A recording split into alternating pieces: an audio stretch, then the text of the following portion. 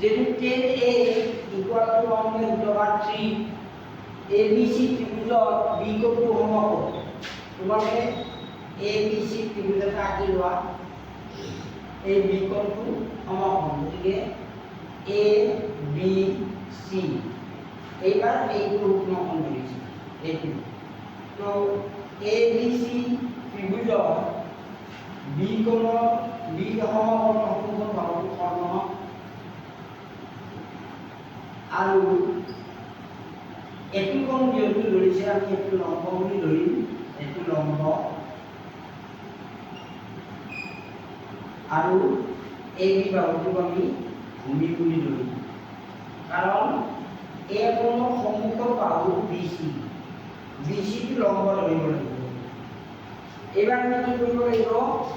10a equal to 1/3 ইয়াৰ পৰা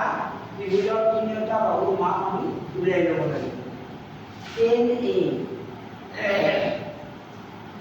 সমান 1/3 10a মানে আমাৰ কোনটা বাহুৰ অনুপাত হ'ব 10a লম্ব আৰু ভূমিৰ অনুপাত যে BC বাহু লম্ব আৰু AB বাহু ভূমি অৰ্থাৎ BC by AB সমান 1/3 তো ইয়াৰ পৰা আমি BC আৰু AB ৰ অনুপাতটো 1/3 গতিকে BC বাহুটো আমি ধৰিলো 1 k আৰু AB বাহুটো আমি ধৰি ললো √3k k কনস্ট্যান্ট k টো আমি কনস্ট্যান্ট বা ধ্ৰুবক এনেকৈ লিখিব কনস্ট্যান্ট k কনস্ট্যান্ট এতিয়া BC বাহুটো এইটো 1k লিখিবা আৰু AB বাহুটো বাহু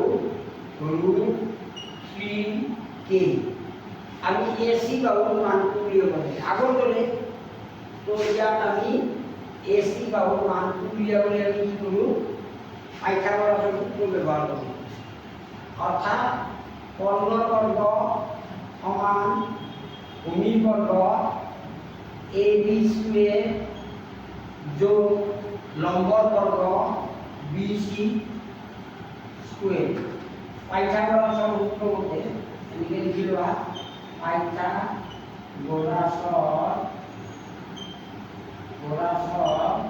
সূত্ৰ মতে এনেকৈ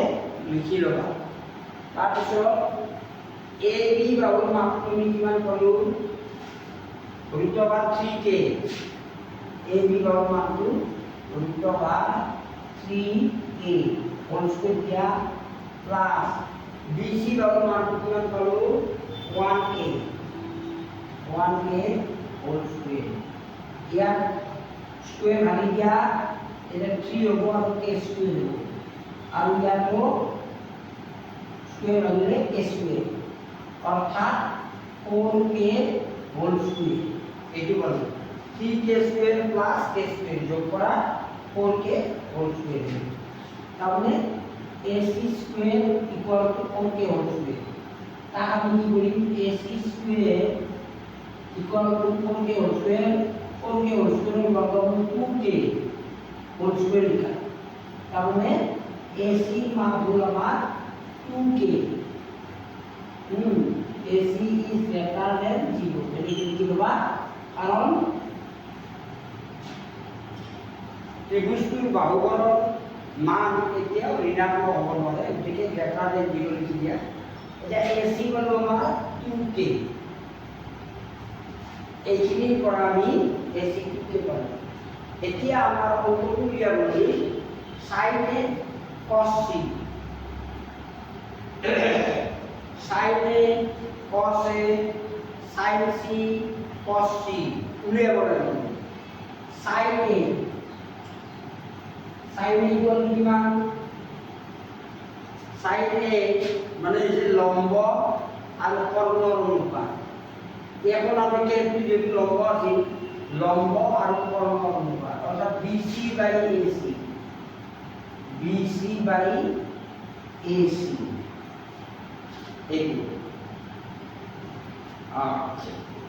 BC by AC BC ৰ মানটো আমাৰ 1A 1A AC ৰ মানটো 2K K কেনসেল গতিকে আমি ইয়াত হাফ পালো হাফ পালো সাইনে cos A সাইনে তুলিয়া cos A তুলিয়া cos A equal to আমাদের ইউজ করে যোৱা ভূমি আৰু কৰ্ণৰ অনুপাত এটি কোণ আপেক্ষে যেহেতু AB বাহু ভূমি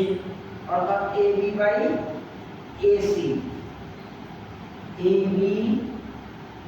বাই AC AB বাহু মাত্রিকা √/3K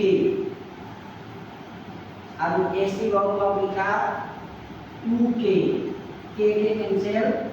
অর্থাৎ √3/2 এইবার cos C sin C মান তুলো sin C এই কোণটো আপেক্ষে এইটো লম্ব এইটো ভূমি এইটো কর্ণ sin C অর্থাৎ লম্ব আৰু কর্ণ অনুপাত C কোণ আপেক্ষে যেহেতু লম্ব গতিকে AB by AC AB মানটো আমাৰ কিমান দিয়া আছে √3K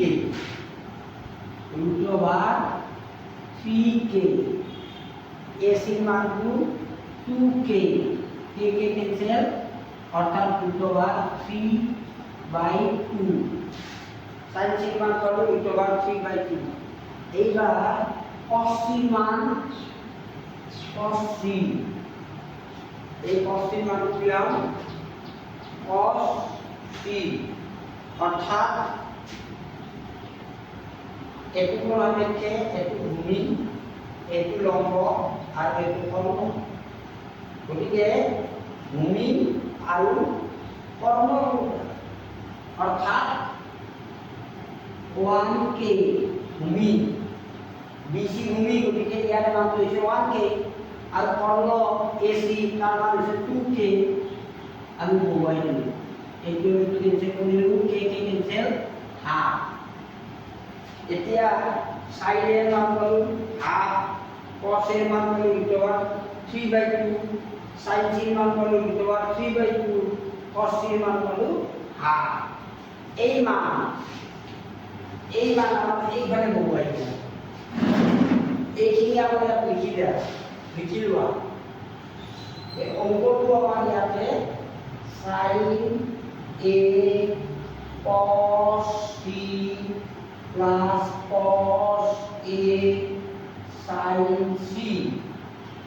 লিখি লোৱা sin A আমি কিমান কৰিম